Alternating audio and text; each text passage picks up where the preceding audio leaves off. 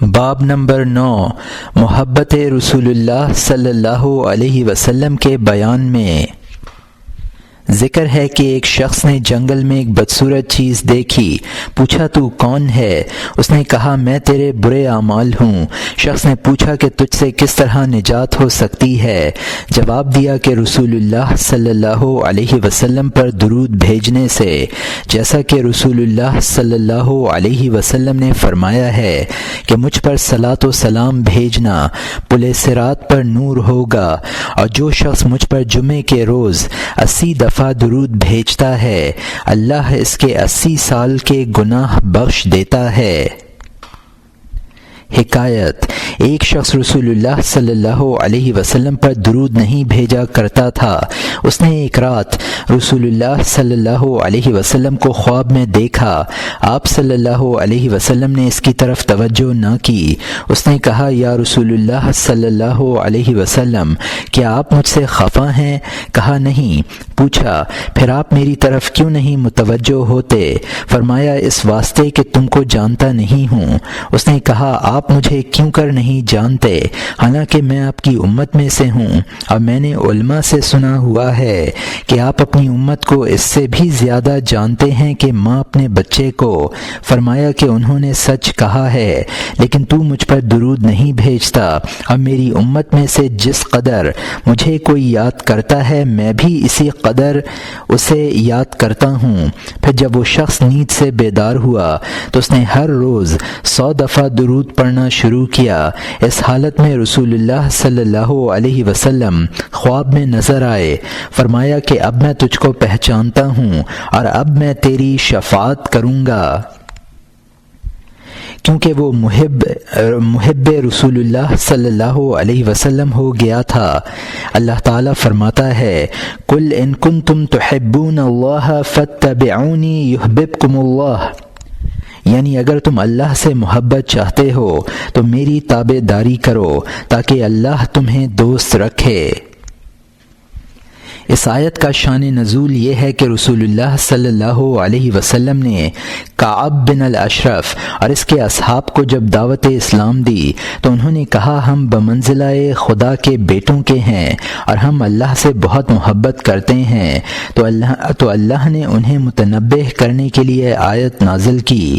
مومنوں کی محبت اللہ کے ساتھ یہ معنی رکھتی ہے کہ اس کے احکام کی تابع داری کریں اور عبادت و عطاعت میں مصروف رہیں، اور اس کی رضامندی اور خوشنودی کے جویاں رہیں، اور خدا کا مومنوں کو دوست رکھنا یہ معنی رکھتا ہے کہ اللہ ان کے اعمال کا ثواب دے گا اور ان کی لغزشوں کو معاف کرے گا اور ان پر احسان و انعام کرے گا۔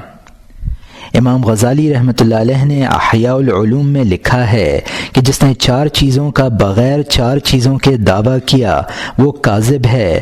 پہلا، جس نے جنت کی خواہش کی اور عبادت و عطاعت نہ کی وہ جھوٹا ہے۔ دوسرا، جس نے رسول اللہ صلی اللہ علیہ وسلم سے محبت کا دعویٰ کیا اور علماء و فقراء سے محبت نہ کی وہ کذاب ہے۔ تیسرا، جس نے دوزخ سے ڈرنے کا دعویٰ کیا اور گناہوں کو ترک نہ کیا وہ جھوٹا ہے۔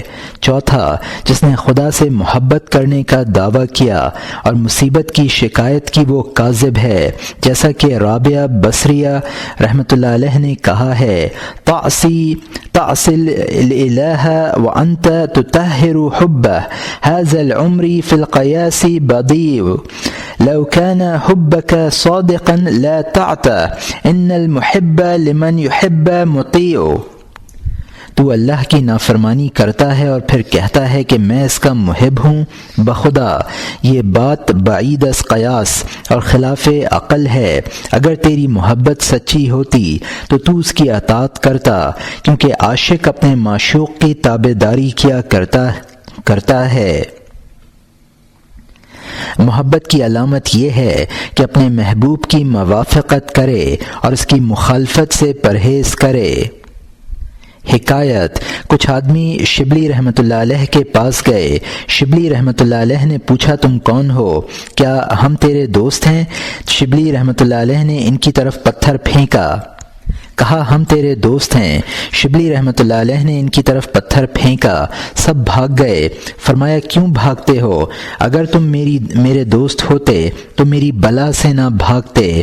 پھر فرمایا کہ عاشقوں نے ایسا محبت کا پیالہ پیا ہوتا ہے کہ دنیا ما فیہا سے فارغ ہوتے ہیں اور اللہ کو کما حقہ پہچانتے ہیں، اس کی عظمت میں حیران ہوتے ہیں، اس کی قدرت میں سرگرداں ہوتے ہیں، اس کی محبت کا پیالہ پی کر اس کی انس و الفت کے دریا میں غرق ہوتے ہیں اور اس کی